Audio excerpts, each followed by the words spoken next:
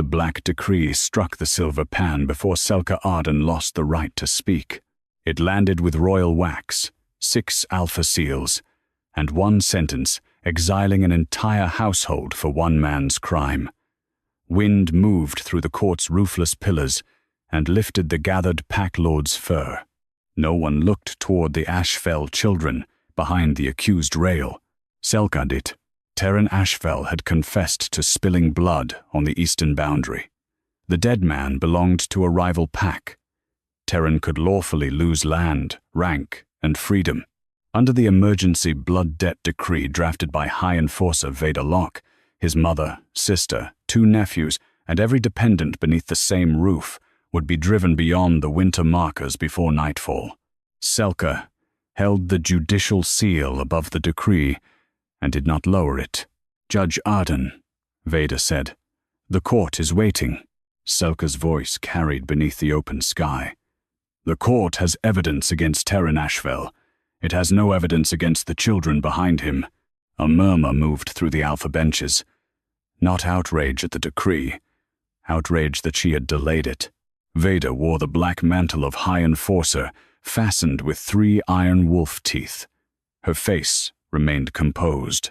Blood debt does not ask whether each member lifted the blade. It asks which household benefited from the crime.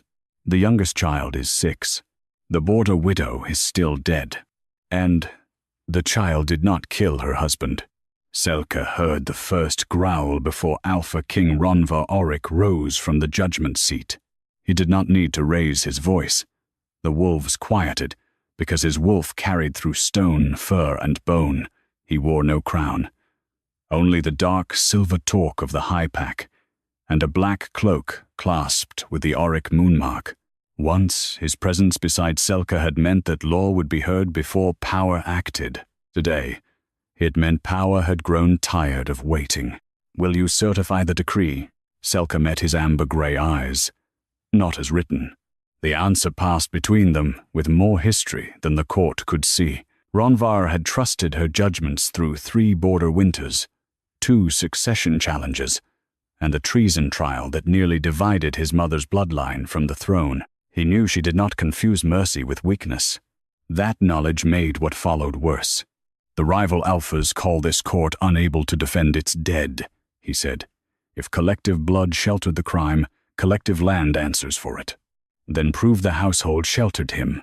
Terran confessed. "To the killing, not to their knowledge." Vader stepped toward the scales.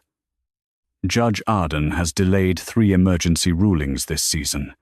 She has mistaken tenderness for independence." Selka felt the insult settle where years of work had made her most vulnerable. She had studied pack law, while men told her a woman could remember sorrow but not measure consequence.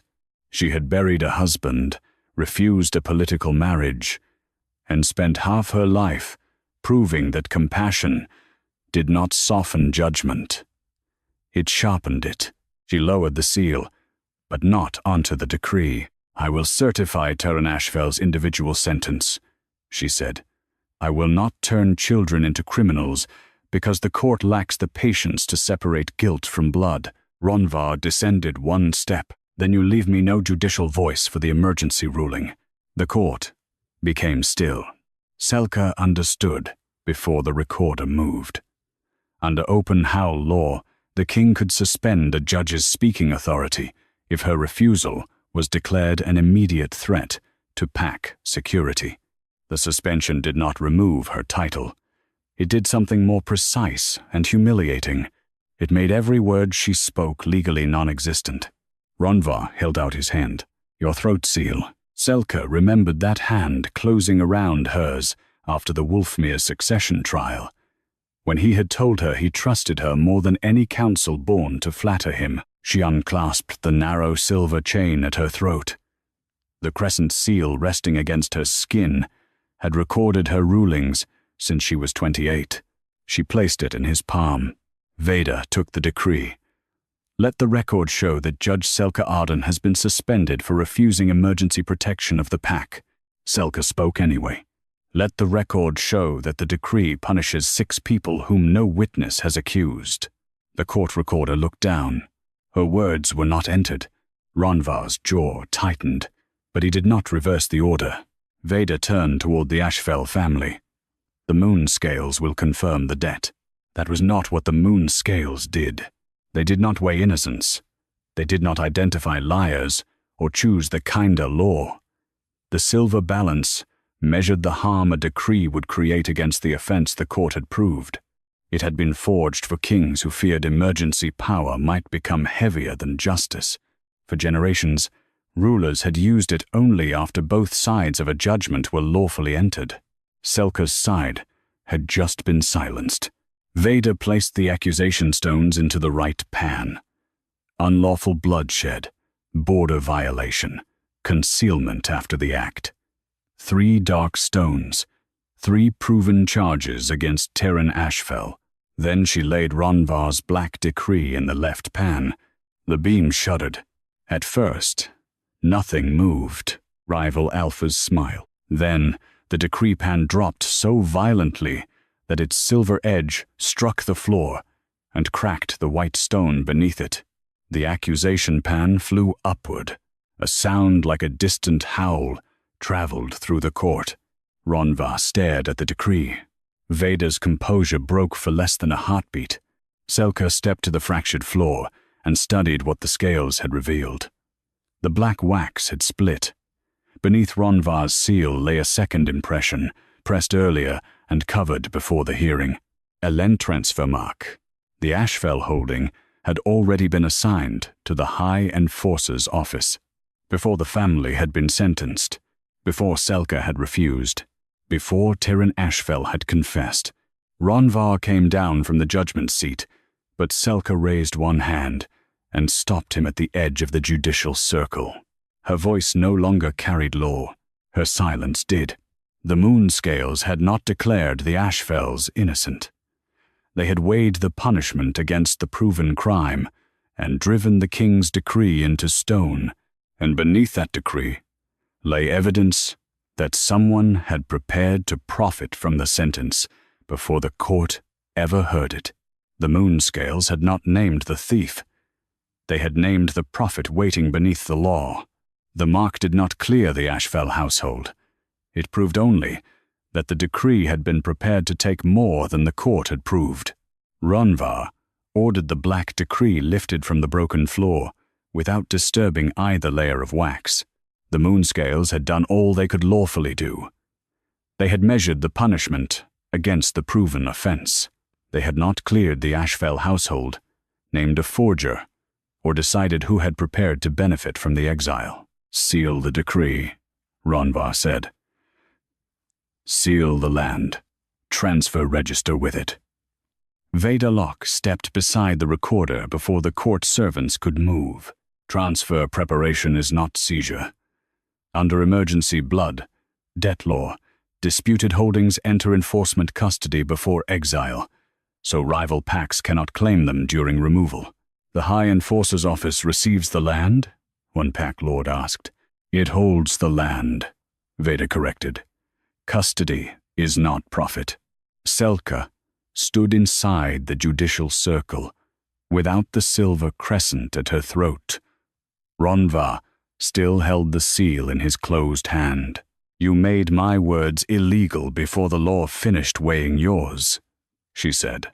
The recorder did not move. Her sentence remained legally absent. Ronvar looked toward the empty line on the court slate, then toward the cracked floor beneath the scales.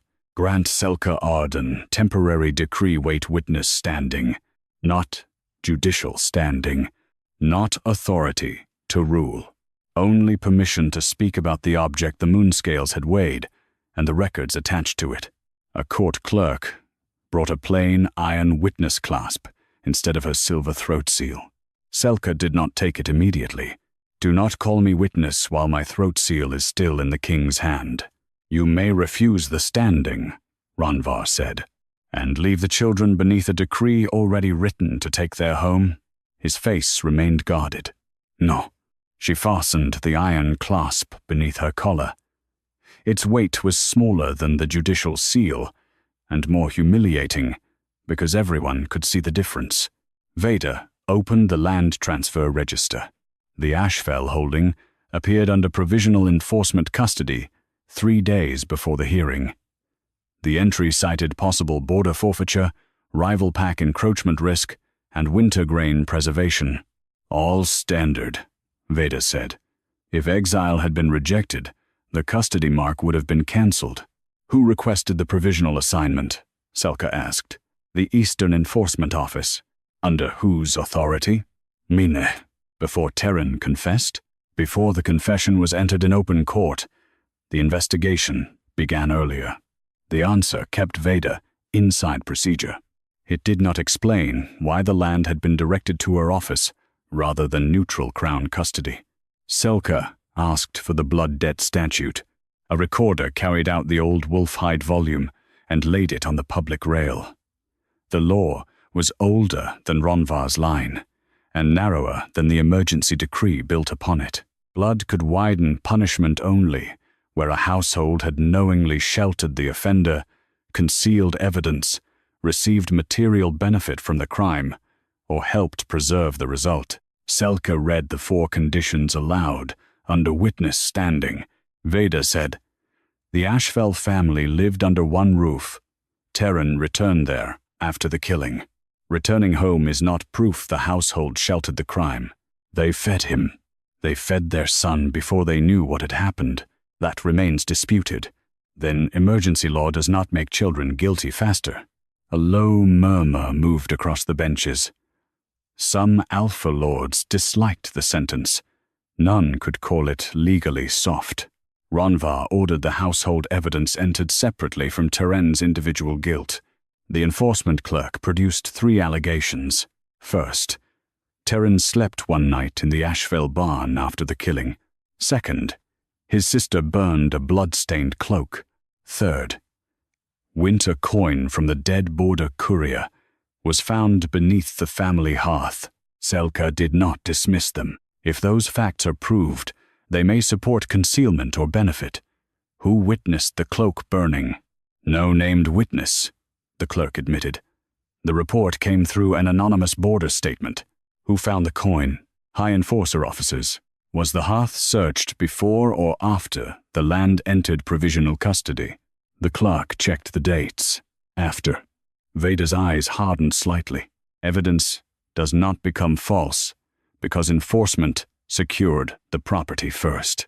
No, Selka said, but custody creates opportunity, and opportunity requires an independent witness.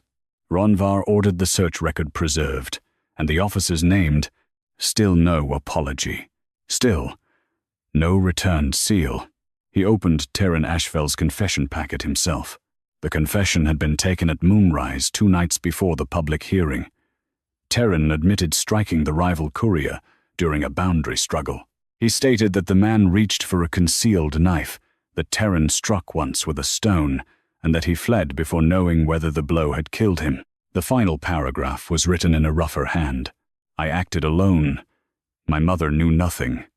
My sister tried to send me back to the road watch. The children never saw the blood. Take my rank and land if the law requires it, but do not drive them beyond the winter markers for what I did. The Ashfell mother covered her mouth. One of the children began to cry without sound. Veda remained composed. A confession given under blood. Debt pressure is designed to isolate guilt. Every offender claims the household knew nothing once collective punishment becomes possible. A household cannot benefit from a crime it tried to stop, Selka said. You have only his claim that the sister tried. Then call the witness who recorded it. The recorder examined the bottom edge of the page. There should have been 3 attached strips: confessor, law clerk, and observing witness. The confessor strip remained. The law clerk strip remained. The third had been cut away close to the binding. Ronvar turned the page toward the light. The removal was clean, done before the packet had received public court wax. Veda said, witness strips are sometimes separated for protection. Then the protection register will name why, Selka replied. The register contained no such entry. Ronvar ordered the confession packet, sealed separately from Veda's office records. Selka looked at the missing strip. The moon scales had shown that the decree carried more harm than the court had proved. The blood debt law had shown that collective exile required evidence still absent from the record.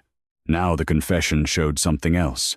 Someone had removed the name of the person who heard Terran beg the court to spare his family before the decree was ever weighed.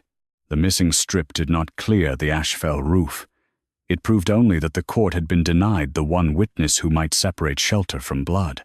Ronvar ordered the witness protection register brought into the Open Howl Court before the confession packet could return to enforcement custody. Veda Locke remained beside the public rail. Witness strips may be removed under border. Threat protection, she said. A protected witness is not a suppressed witness. Emergency courts redact names when rival packs may retaliate. Then the protection order will exist, Selka replied. Ronvar extended her temporary standing from decree wait to confession custody review. Not judicial authority.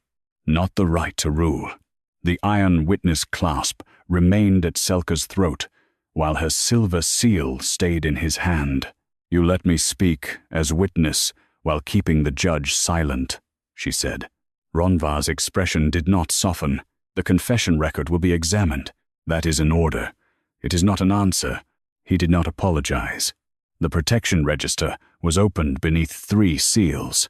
It contained 11 active border redactions, each naming the threatened witness class, approving magistrate, and location where the detached strip had been secured. No entry referred to Terran Ashfell's confession. Veda did not retreat. A field court may delay registration if the threat is immediate. For how long? Until the witness can be moved. Was this witness moved? That is what the custody review must determine. The answer preserved possibility. It did not restore the missing strip.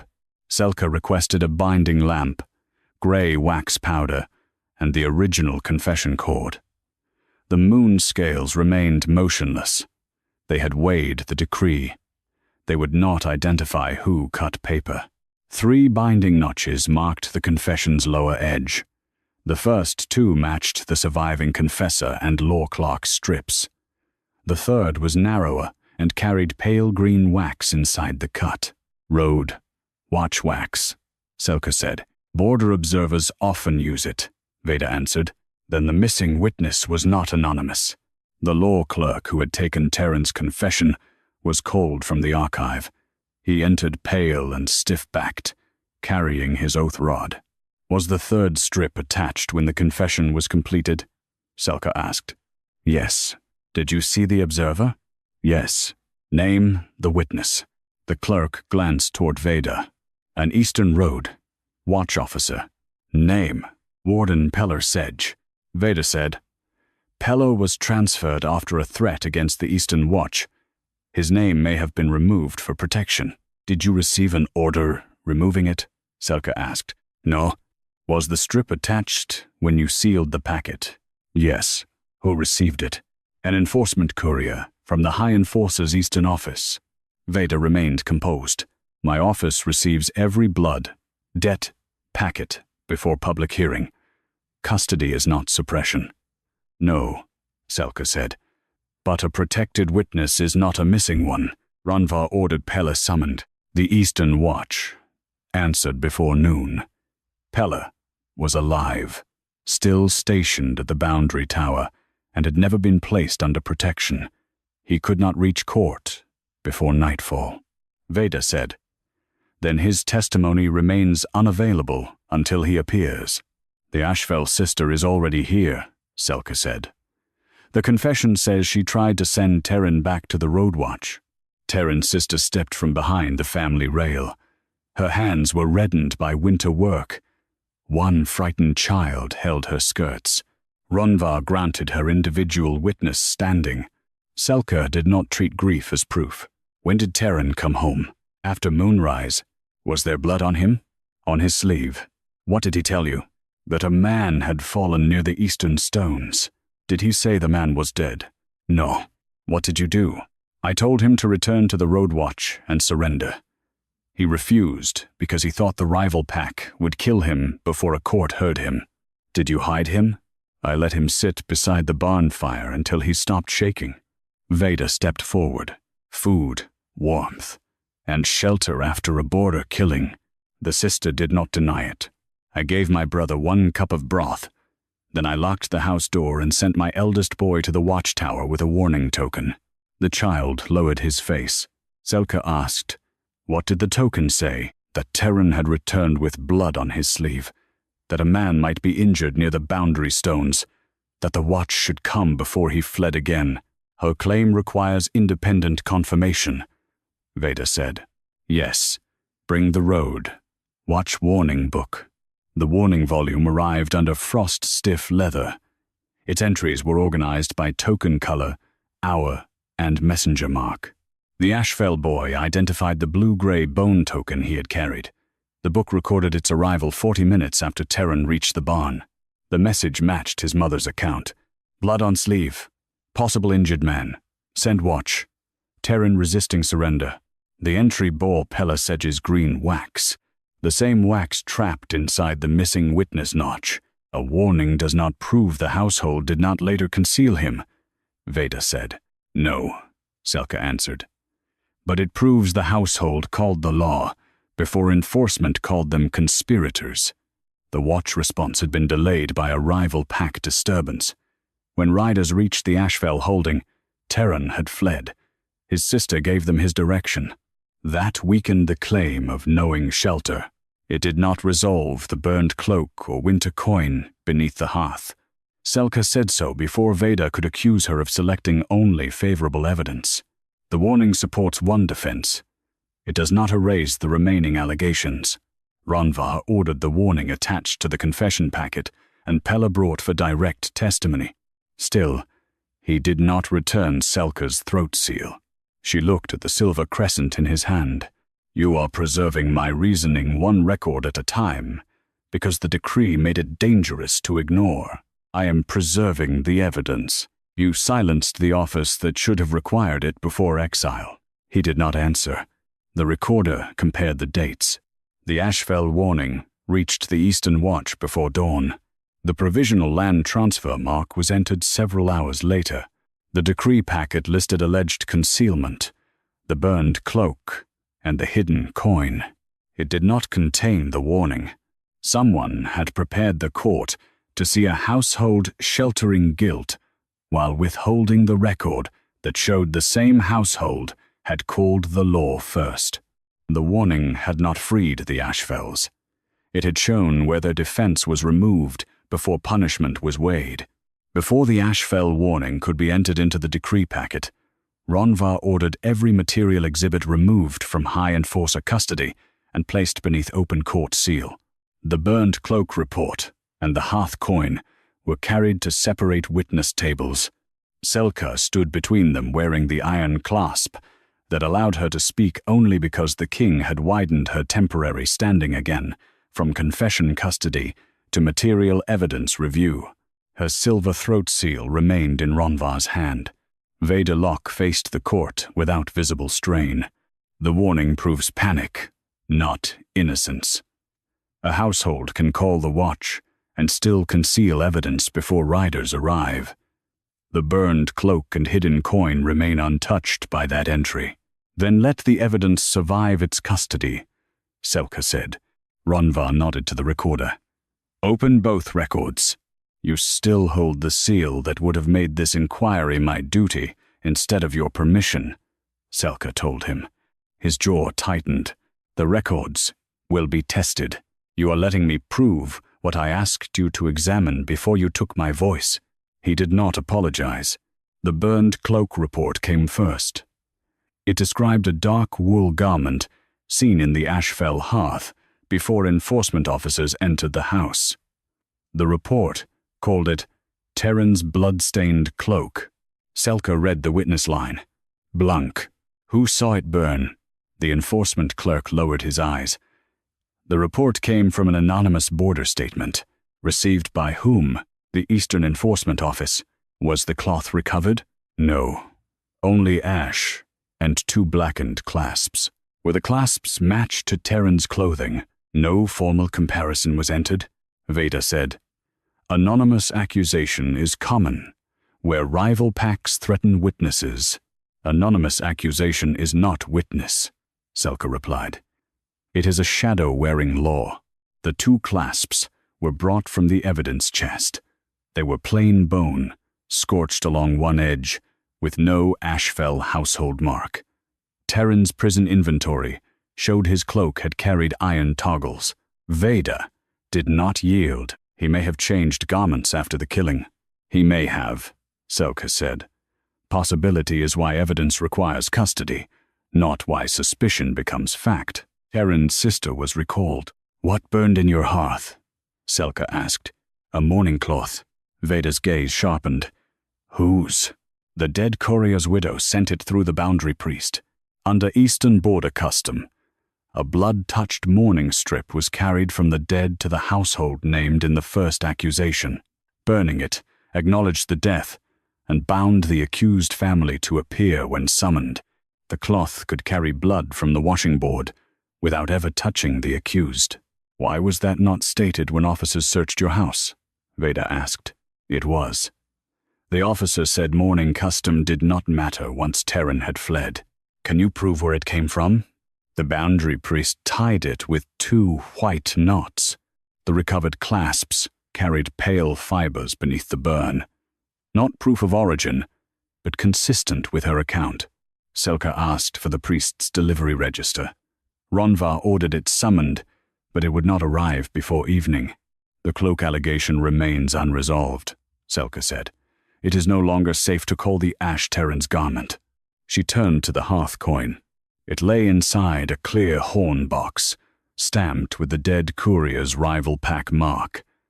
If it had been found beneath the Ashfell hearth before enforcement custody, it could support material benefit or concealment. The search record showed otherwise. High Enforcer officers entered the holding 6 hours after the provisional land transfer mark placed the property under Veda's office. "Who witnessed the search?" Selka asked. 3 enforcement officers. "Any neutral road watch officer?" "No."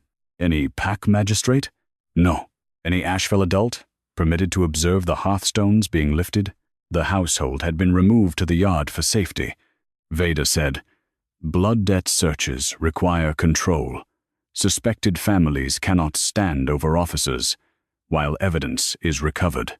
Evidence found after custody begins must carry cleaner hands than the sentence it supports."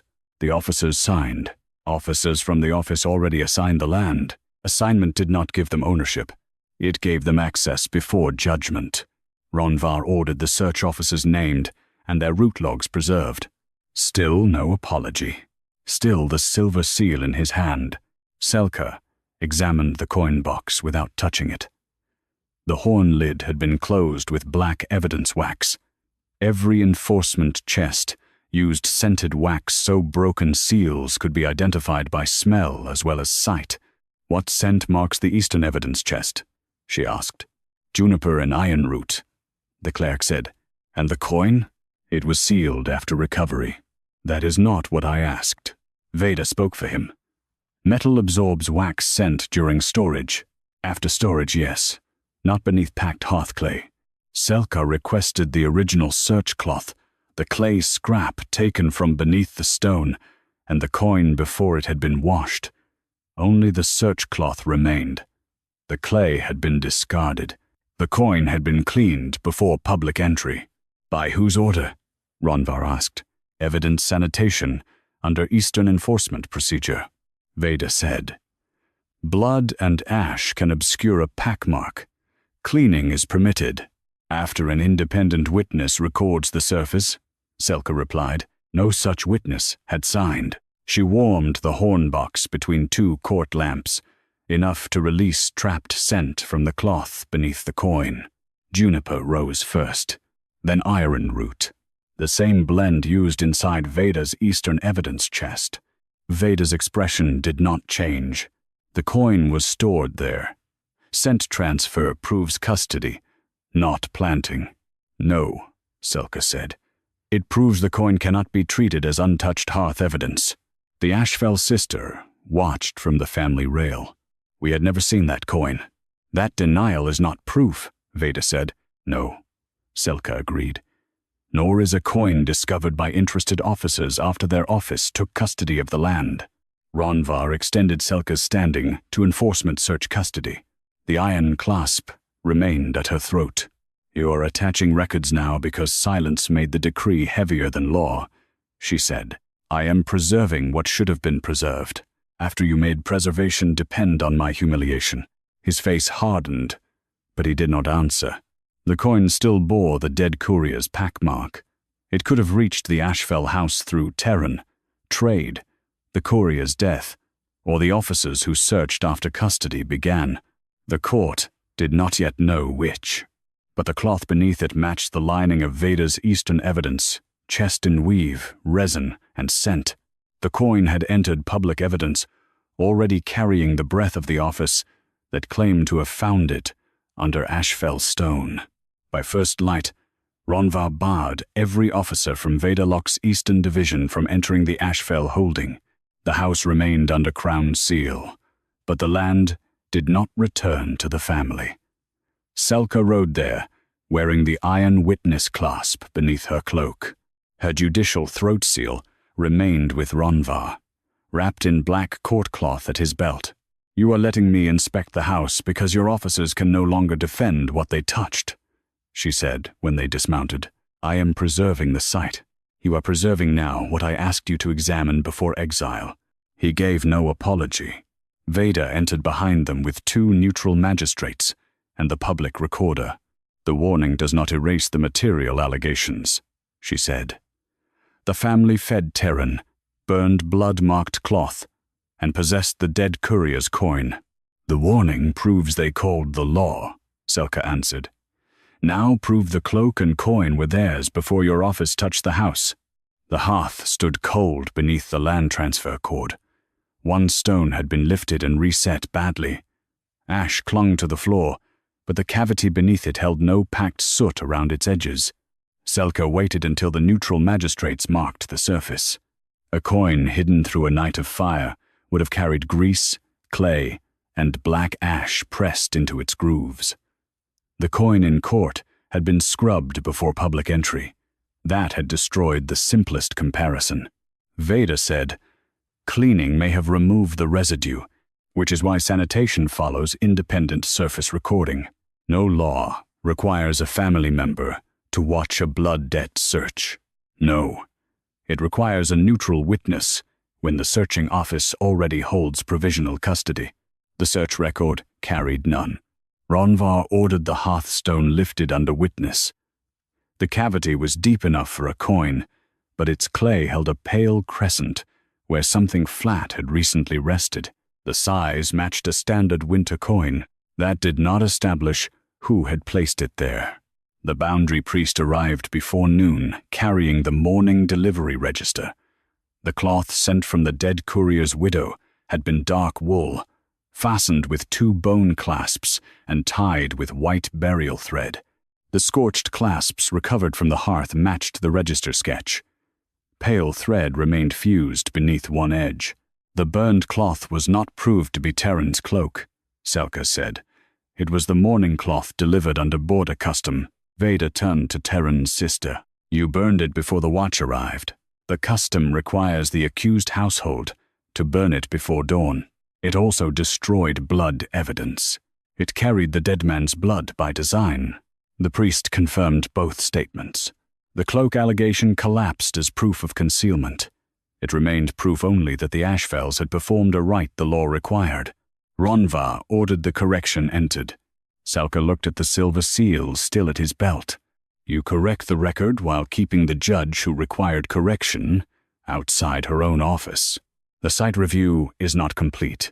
You still make my authority wait upon your permission. He said nothing. The Eastern search route book was opened next. Veda's officers had arrived with 1 locked evidence chest, 2 empty satchels, and 3 black wax boxes. Standard search equipment, Veda said. The chest seal had been opened inside the house before the coin was listed as discovered. Why? Selka asked. To store the burned clasps. The clasps were entered after the coin. Then one officer opened the chest early. Which officer? The route book named all three, but none had recorded breaking the seal. Veda's voice sharpened. Failure to note a seal opening does not prove evidence was planted. No. It proves the custody is tainted enough that the coin cannot bear collective exile alone. A rider arrived from the Eastern Watch. Warden Pella Sedge entered the yard with green wax on his duty cuff. He bowed to Ronvar and the neutral magistrates. He did not bow to Veda. Selka questioned him under confession custody standing. Did you receive the warning from the Ashfell boy? Yes. Did you attach your witness strip to Terran's confession? Yes. Did anyone order your name protected? No. Was the strip present when the packet left your watch? Yes. Veda stepped forward. Did the warning prove the household did not shelter Terran afterward? No. Did you see who placed the coin beneath the hearth? No. Then your testimony does not clear them. No, Pella said. But my scene report should have been in the decree packet. Selka turned.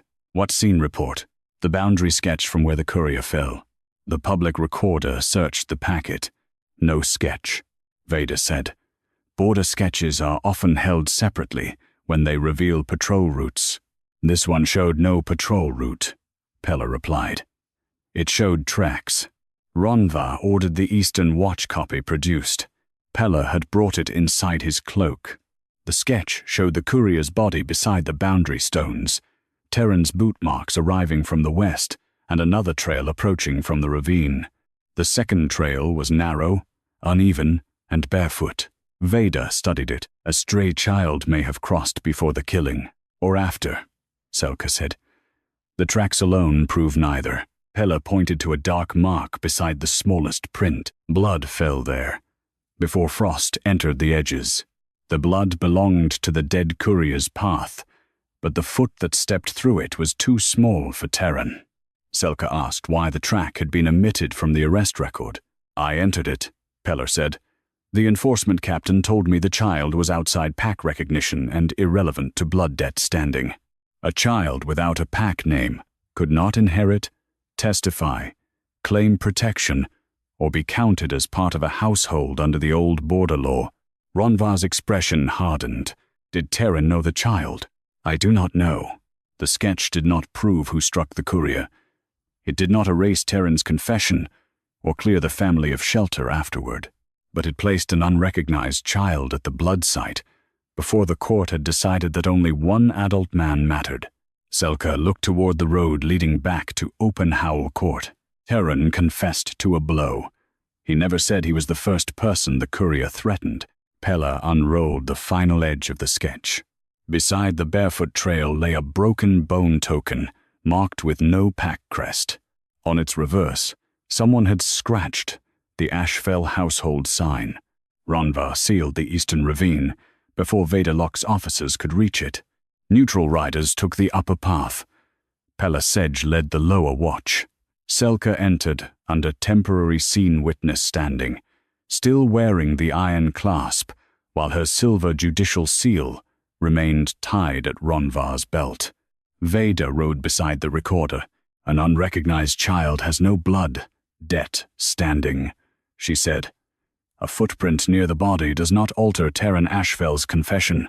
It alters the scene your decree described as complete, Selka answered. The child may have crossed after the killing. Then the frost, blood edge, and track direction will show it. Ronvar ordered the ravine examined before any conclusion entered the record. He did not apologize. He did not return the seal.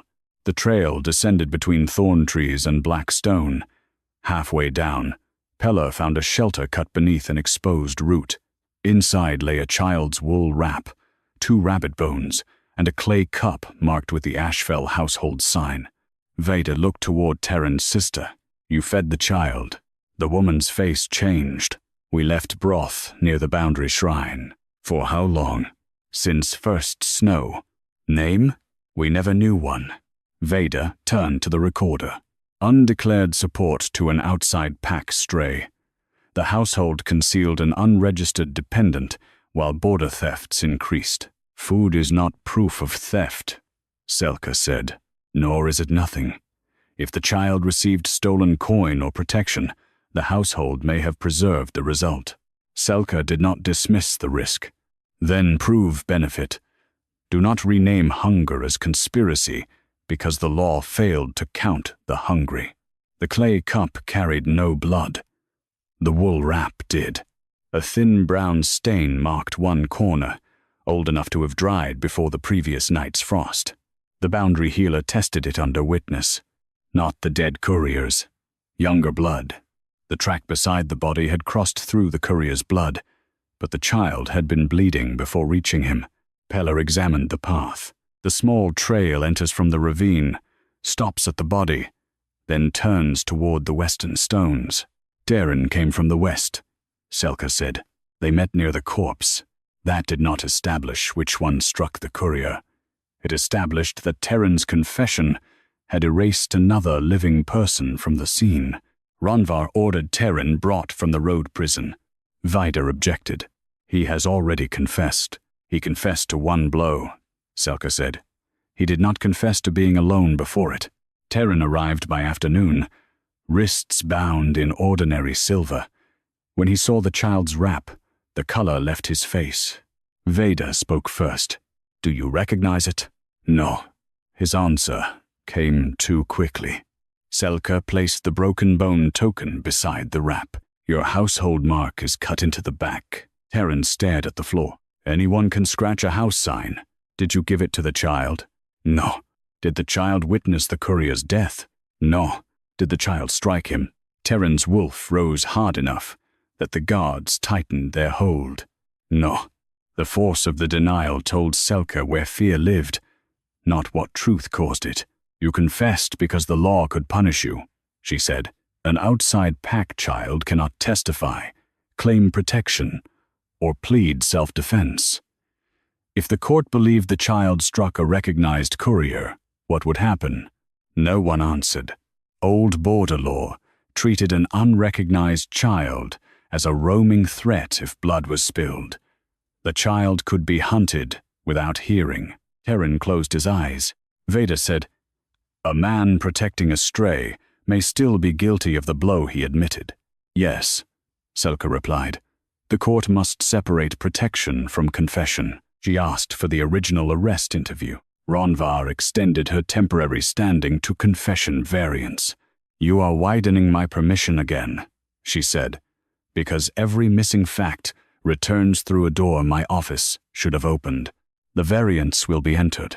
You still hold the seal that would have made entering it my duty. His hand closed near the black cloth at his belt. He gave no apology. The arrest interview recorded Terran's first statement differently from the formal confession. I struck him after he fell. The later confession read, I struck him, and he fell. One phrase had moved the blow before the fall. Vida studied the pages. Clerks regularized speech. The meaning may not have changed. It changed sequence, Selka said. Sequence decides whether Terran caused the fall or struck a man already down. The arrest clerk was called. He admitted Veda's Eastern office had returned the statement for formal correction. Who ordered the wording changed? Ronvar asked. The packet bore enforcement revision wax. No individual name. Veda remained composed. Confessions are standardized before court. That does not prove fabrication. No, Selka said. It proves the court heard a cleaner guilt than the prisoner first gave. Terran's restraint chain rattled. The courier caught the child stealing dried meat from his saddle, he said. The recorder lifted his pen. Terran looked at the child's wrap. He struck the child with the iron end of his staff.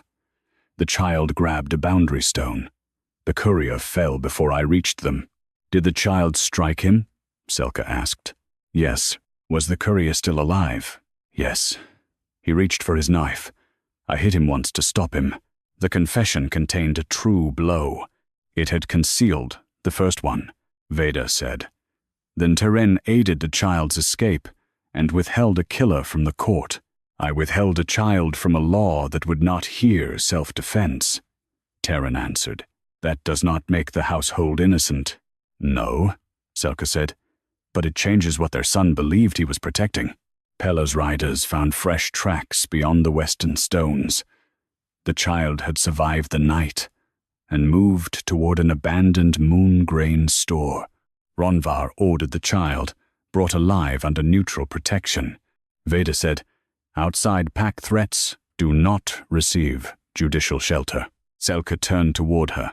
They do when the court needs the truth it refused to recognize. A rider returned carrying a strip of the child's torn wrap.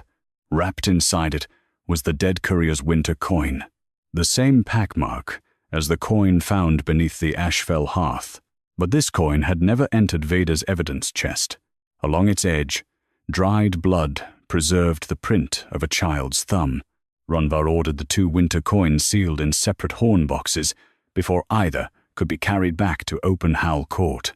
Neutral riders reached the abandoned moongrain store before Veda Locke's eastern officers. They found the outside pack child beneath a collapsed flour rack, fevered, hungry, and holding a boundary stone sharpened against one edge. Selka entered only after the healer declared the child fit to answer simple questions. Her iron witness clasp remained at her throat. Her judicial seal remained wrapped at Ronvar's belt. Veda stood beyond the protection line. Outside pack children cannot give sworn blood debt testimony, she said. The law recognizes no household, guardian, or oath capable of binding the child's word. The law may refuse the child inheritance, Selka replied. It cannot make a living witness disappear because recognition would inconvenience the decree. Ronvar granted the child temporary scene witness standing under crown protection. Another narrow permission. Another power Selka should have possessed before he silenced her. You keep building exceptions around the absence you created, she told him. The child will be heard. You still hold the seal that would have required it. He did not apologize. The child gave the name Relin. No pack name followed it. Relin was perhaps 10, thin beneath a patched wool wrap, with a healing cut above one eyebrow. The child watched Veda's black mantle more closely than the guard's spears. Selka kept her questions plain. Did you take food from the dead courier? Yes. Before he fell? Yes. What did you take? Dried meat. Did you take his coin? Relin looked toward the sealed horn box. After. Tell the court what happened before Terran arrived. The courier caught my wrist. He hit me with the iron end of his staff. I bit him. He pushed me down. What happened next? I threw the boundary stone. Where did it strike him? Here. Relin touched the side of the head. He fell? Yes. Then the other man came. Terran Ashfell? Relin nodded. What did Terran do? He told me to run. The courier moved and pulled a knife. Terran struck him once. The testimony matched Terran's confession variants. It did not erase his blow. It placed that blow after the first fall and before a drawn knife. Veda stepped closer. Did Terran help you escape? He gave me the bone token. Did the Ashfell family feed you before this night? Sometimes. Did they hide you from the road watch? Relin's mouth tightened. They left food near the shrine. I never slept in their house. Did Terran know? He saw me twice. Veda Fajet Ronvar. The family maintained an unregistered dependent near a contested border. Terran aided that child, after blood was spilled and concealed the child from the court. Selka did not deny the separate offenses. Leaving food for an unrecognized child may violate border registration. Helping a seen witness flee may obstruct inquiry. Neither proves the household benefited from the courier's death or sheltered Terran's crime. The child carried the dead man's coin, one coin, found outside the house, with the child's blood print. Veda's eyes hardened, and another lay beneath the Ashfell hearth. Then compare their origin before calling them the same evidence. The court reconvened at the boundary tower because Relin could not yet ride to Open Howl. Pella Sedge brought the dead courier's property inventory under green watchwax. The courier had carried 9 winter coins. 8 were recovered in his purse. The 9th was missing. Each coin from that rival pack bore a tiny seasonal notch cut beside the wolf mark. The missing coin belonged to the current winter issue and carried a crescent floor recorded by the border moneyer. The coin found with Relin had that floor. It was the missing scene coin. The hearth coin did not. Its notch belonged to the previous winter.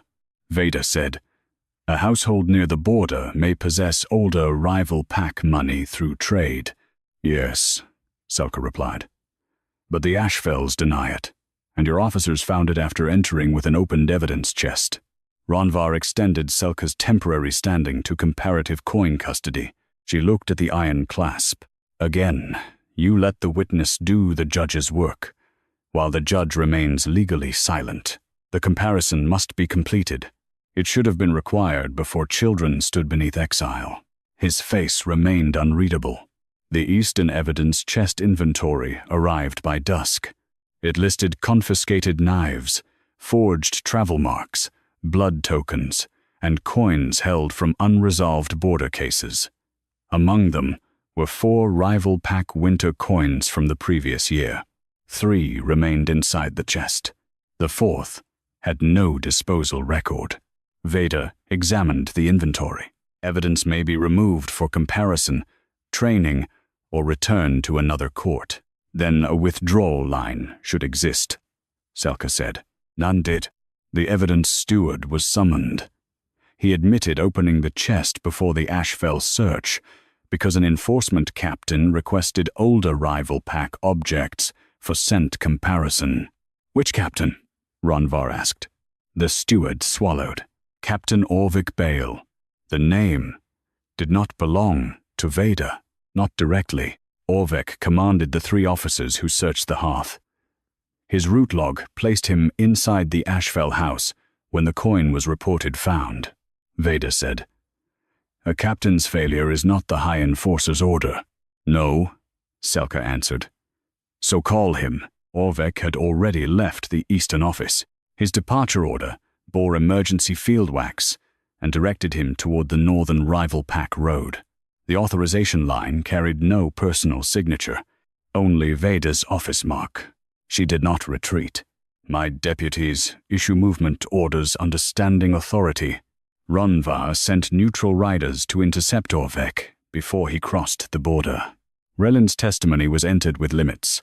The child's account supported the sequence at the boundary site, but did not determine Terran's final guilt, household knowledge, or the origin of the hearth coin. Selka insisted those limits be spoken aloud. Compassion did not excuse precision, it demanded it. Before nightfall, Pella brought one more item from the evidence chest, the empty cloth sleeve where the missing older coin had been stored. The sleeve carried the same juniper and iron root scent found beneath the hearth coin. Inside its fold remained a grain of pale hearth clay.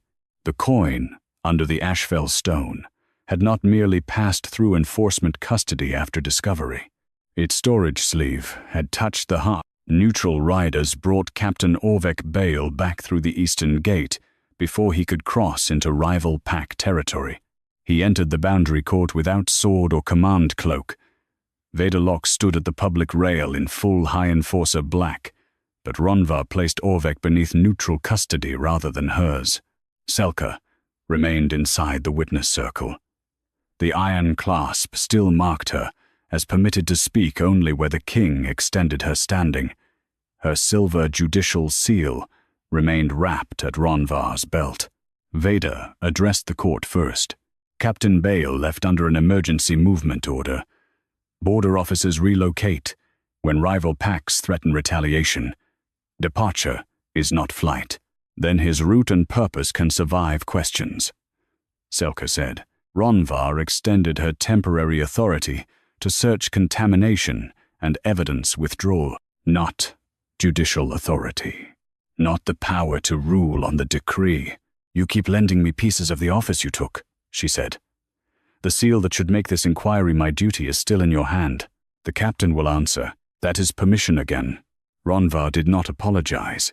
Orrick admitted, requesting an older, rival pack coin from the eastern evidence chest before the Ashfell search.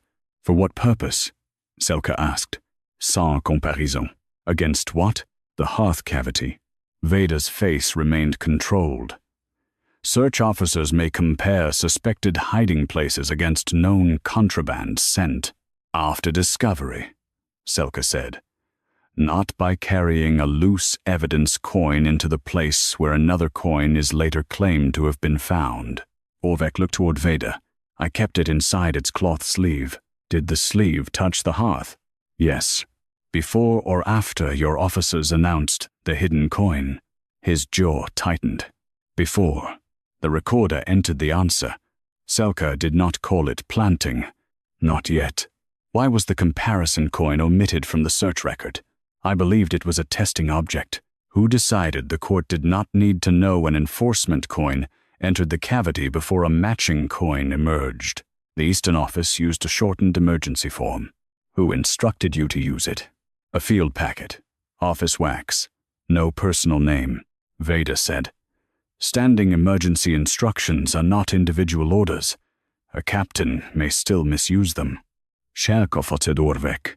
Did you place the hearth coin beneath the stone? No. Did you see another officer place it? No. Did you see it before the stone was lifted? Orrick hesitated. I saw metal inside the cavity after the sleeve had been pressed against the clay.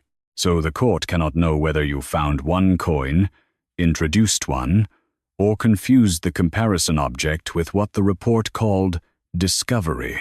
I returned the comparison coin to the chest, without a withdrawal or return line.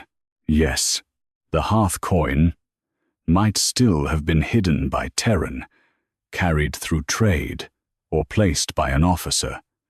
What no longer survived was the claim that it had been recovered through clean, independent custody. Veda did not surrender the larger case. The family fed an outside pack child, allowed Terran shelter, and delayed his surrender. Contaminated custody does not erase obstruction. No, Selka said.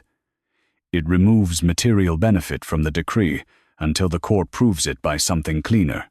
Ronvar ordered the coin allegation suspended from collective punishment and preserved for separate inquiry. The Ashfell children remained beneath temporary crown protection.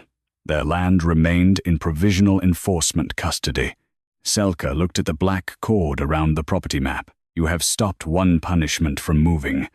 You have not returned the law that should have stopped it before the children stood behind a rail. The land record will be opened, Ronvar said. Veda objected. Strategic holdings contain security surveys unrelated to blood, debt hearings. The decree carried a transfer mark, Ronvar said. The court will see what the office prepared to receive. The Ashfell holding lay beside the only winter ford, deep enough for moongrain wagons and shallow enough for armed patrols. Beneath its western field ran an old channel capable of feeding 3 storehouses during siege. Veda's office had surveyed the land 11 days before the courier's death. Border resource survey, she said. Every vulnerable holding near the rival road was assessed. Selka requested the comparison list. No other household had been surveyed that month. The Ashfell survey valued the house, grain barn, ford access, and underground channel. Its final recommendation named the property suitable for a permanent Eastern enforcement estate.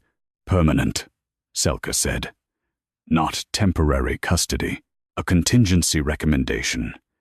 The Crown needs secure land if forfeiture occurs. Before this blood was spilled,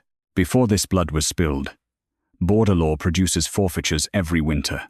The survey did not prove Veda ordered the courier's death, altered Terran's confession, or planted the coin. It proved her office had identified the land before the crime and prepared a use for it afterward. Ronvar ordered the survey chain opened. One copy had gone to Veda's central office. Another had been sent to a private pack steward whose name was hidden beneath scraped wax. Selka warmed the edge under a witness lamp. A partial crest surfaced. 3 locked teeth over a black field. The Lock family mark. Veda's voice stayed level. My family administers grain contracts for the Eastern Court. Consultation is not ownership. Then the contract will show no promised benefit. The contract packet arrived after dusk. It proposed that once the Ashfell property entered permanent forfeiture, the Ford and Grain Channel would be leased for 30 years to lock wardens in exchange for maintaining an enforcement barracks. No lease had been activated, no land had changed hands, but the draft predated Terran's public confession. Orrick stared at the packet as though he had never seen it. Selka asked him one final question. When your field packet ordered the shortened search form, what reason did it give? He swallowed. To secure qualifying evidence before rival alphas. Challenged the decree. Qualifying evidence for what? The land transfer. Vader stepped forward. A captain's interpretation is not my instruction. No, Selka said. So we examined the packet. Orrick's field order had been burned after the search. The dispatch register preserved only its title. Ashfell Holding. Material proof required before emergency forfeiture. The entry was dated 1 hour after the road watch warning reached Pella Sedge, and 2 hours before the provisional land transfer mark was placed beneath Ronvar's decree. The warning had told the office that the household called the law. The next instruction had demanded evidence strong enough to take their land anyway. The Open Howl Court reopened beneath neutral banners before Vader Locke's eastern officers could alter another register. Ronvar placed the land survey, field dispatch title, contaminated coin, missing witness record, confession variants, and Ashfell warning on separate tables. None would return to enforcement custody. Vader retained her title, but not control of the evidence. Selka stood inside the witness circle, wearing the iron clasp. Her silver throat seal remained at Ronvar's belt. Vader faced the gathered Alpha Lords. You have irregular custody, omitted records, and a captain who used an abbreviated form. You do not have proof that I ordered evidence planted, a witness strip cut, or a confession altered. Emergency officers prepare land transfers before judgment because border holdings cannot be left open to rival seizure. Selka did not overstate the case. No single record proves every act came from your hand, but they do not stand alone. The warning entered the road watch before provisional custody. The defense disappeared inside the office path that received the confession. The search began after that office controlled the land. The comparison coin entered the hearth without record. The field dispatch demanded material proof for forfeiture before the decree packet was complete, and the land had already been surveyed for a lock lease. Vader's expression stayed composed. Administrative readiness is not conspiracy. No, but readiness becomes purpose when every missing safeguard points toward the same property. Ronvar extended Selka's temporary standing to the full emergency decree chain. She touched the iron clasp. You are still making the judge borrow permission to examine the judgment that silenced her. The chain must be heard. You still hold the seal that would let me call it law instead of testimony. He gave no apology. One Eastern Alpha rose and struck his staff against stone. If the Ashfells escape collective debt after sheltering Terran and feeding an outside pack stray, every border household will learn that family loyalty outranks pack safety. Family loyalty erases nothing, Selka said. Terran's blow, obstruction, and failure to report the child can be judged, but punishment must attach to proved conduct, not whatever property the Crown finds useful. Vader lifted an older court volume, bearing the Orrick moon mark. Judge Arden speaks as though she has never bent blood. Debt law for a household. Ronvar went still. 22 years earlier, he had been a younger prince beneath accusation after his mother's brother financed a failed pack uprising. Rival alphas demanded collective forfeiture against the entire maternal branch. Ronvar's inheritance, his mother's winter estate, and his succession rights would have vanished.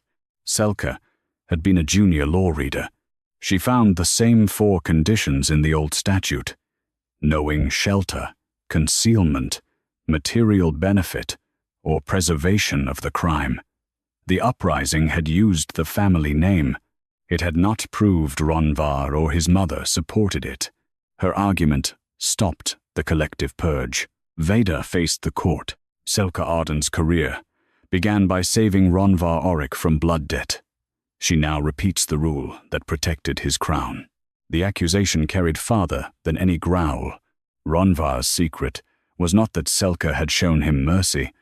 His right to rule had survived because she refused to let public fear replace individual proof. He had buried that history because rival Alphas would call his crown dependent on a woman's lenience. Selka looked at him.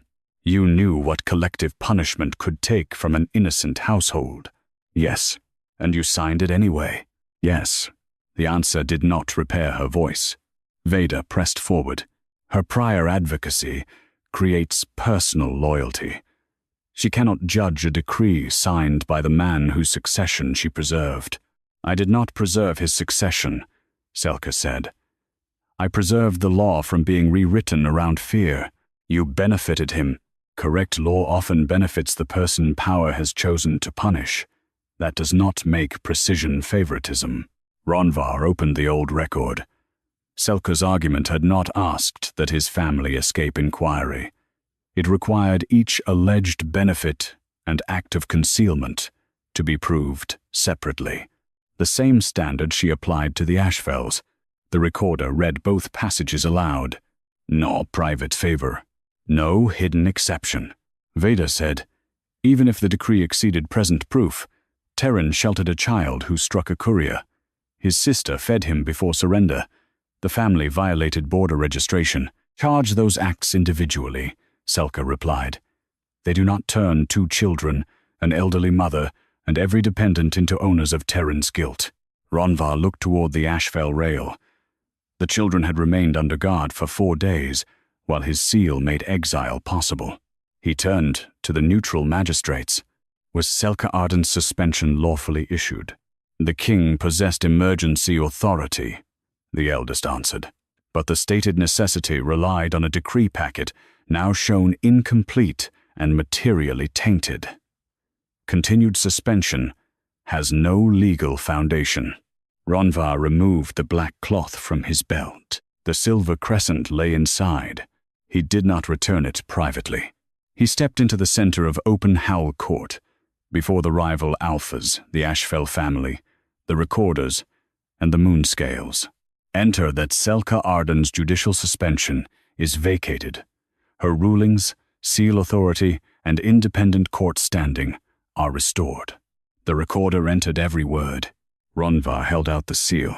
Selka did not take it until the neutral magistrate signed the restoration line. Then she removed the iron witness clasp and placed it on the decree table. The silver crescent returned to her throat. Veda said, Restoration does not make the Ashfells innocent. No, Selka replied. It makes the next question lawful. She entered the judicial circle. She did not open a private hearing or ask Ronvar to stand beside her. She ordered the black decree placed beneath public seal and called its author to the answering rail. The Alpha King stepped down from the sovereign platform. Selka opened the first independent trial of a royal emergency decree in a generation. The court will now determine whether the king's law punished proven guilt or manufactured a household large enough to feed an office. For the first time since he silenced her, Ronvar stood where his own authority could be questioned by the voice he had taken. The first question Selka asked was not whether Ronvar regretted the decree. It was whether he could identify the evidence that made collective exile lawful when he signed it. Ronvar stood at the answering rail. His crown talk remained on his shoulders, but no sovereign privilege shielded him from the record. Terran's confession, he said. The burned cloak, the coin beneath the hearth, the claim that the household sheltered him after the killing, and which proved the children benefited from the crime. None. Which proved the mother concealed evidence? None that survived review. Which proved the sister preserved the result? None. Selka entered each answer. Veda Locke remained at the enforcement rail under neutral guard. She had not confessed to cutting Pelisage's witness strip, changing Terran's wording, or placing the older coin beneath the hearth. She did not need to confess for the court to judge what her office had done. Selka opened the custody chain in order. The Ashfell warning reached the Eastern Watch before provisional land transfer. Pella's strip remained attached when the confession entered enforcement custody. The warning and strip vanished. A field instruction then demanded proof sufficient for forfeiture. Veda's officers searched after her office controlled the property. Captain Orrick Bale carried an unrecorded comparison coin into the hearth. The evidence chest was opened before discovery, and the storage sleeve touched the clay later presented as proof. A lock lease draft waited behind the transfer mark. Veda answered every fact separately. Clerical omission, captain's misuse, administrative preparation, emergency procedure. Selka let the phrases remain in the record. Each explanation asks the court to believe every safeguard failed by accident, while every failure moved the same land to your office. Pattern is not authorship, Veda said. No, pattern is why authority carries responsibility beyond the hand that signs last. Ronvar's gaze did not leave the evidence tables. Selka turned to him. Why did you suspend my judicial voice? To force the decree through before rival alphas. Withdrew support from the border compact. Did you believe the evidence had been fully separated? No. Did you know blood? Debt required proof against the household. Yes. Did you remember that the same requirement once protected your mother's house and your claim to rule? Yes. The Open Howl Court remained silent. Ronvar did not ask Selka to soften the entry. I silenced her before the law had been weighed, he said. I chose a decree that sounded strong because patience looked weak before rival alphas. My seal gave incomplete evidence the force to exile children. The admission did not remove his authority. It placed that authority inside the judgment. Selka ruled that the collective exile decree exceeded the proven offense, relied on tainted evidence, and denied the household a defense already present in Crown custody. The decree was void. The black land transfer cord was cut in public. The Ashfell holding returned to the family. The mother's grain, the sister's hearth, and the children's winter standing were restored without requiring gratitude to the Crown. Terran Ashfell did not walk free. Selka found that he struck the courier after the first fall, concealed Relin's involvement, fled surrender, and obstructed inquiry. She also found that the courier attacked an unrecognized child, drew a knife after falling, and created the danger Terran answered. Terran lost 1 season of border rank and received supervised road service rather than blood exile.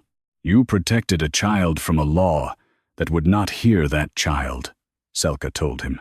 You also denied the court the chance to separate self-defense from death. Protection does not make concealment harmless. Relin received Crown shelter and the right to testify in any proceeding involving personal injury, regardless of pack recognition. Selka ordered the border code reviewed separately. Hunger would no longer erase a child from the law. Then she judged Veda's office. The High Enforcer had directed land into her own custody, allowed defense evidence to disappear, preserved altered confession language, and permitted contaminated material evidence to support forfeiture. Whether Veda personally cut the strip or placed the coin remained for criminal inquiry. Her office had nevertheless manufactured the conditions under which those acts became useful. Veda was removed and placed under neutral trial for abuse of emergency custody, suppression of defense evidence, and attempted unlawful forfeiture. Orrick and every officer in the chain would answer separately. No crowd cheered. Selka had not returned to the bench to feed humiliation with humiliation. She rewrote the blood debt rule. No household could be punished without separately proven shelter, concealment, material benefit, or preservation of the crime. Children and dependents required individual findings. Land could enter only neutral crown custody before judgment. No judge's voice could be suspended to complete an emergency decree unless 3 independent magistrates certified the record complete. The moon scales would remain in public view. They would not determine guilt. They would weigh the harm of emergency law only after accusation and defense had both been entered. Ronvar signed the limits before the Alpha Lords he had tried to impress. Weeks passed before he asked Selka for a private audience. She refused. He came instead to the public review chamber after the day's cases ended. He stood below her bench. "I will not ask you to trust the man who returned your seal," he said. "The seal was yours. I had no gift to give." Selka studied him across the open court. "What are you asking? To earn a place where you can see the work, not beside my bench. No, not behind a closed door. No." She allowed him to attend monthly decree reviews, where every use of royal emergency power passed beneath independent record before reaching the moon scales. He listened when she opposed him. He corrected orders before harm made correction noble. By spring, the Ashfell children crossed the court without guards, and Relin carried a recognized witness token rather than a broken bone mark. After one hearing, Ronvar waited beneath the roofless pillars while moonlight silvered the scales. Selka descended from the bench. He offered his arm but did not reach for her. She looked at it, then at the open doors where clerks, guards, and petitioners could see them. "Only in the open," she said. Ronvar lowered his head. "Only where the law can witness me." Selka placed her hand on his arm. Not as a woman finally chosen by a king, as a judge whose voice had survived the crown, walking beside a man who had learned that love could begin only after power accepted judgment.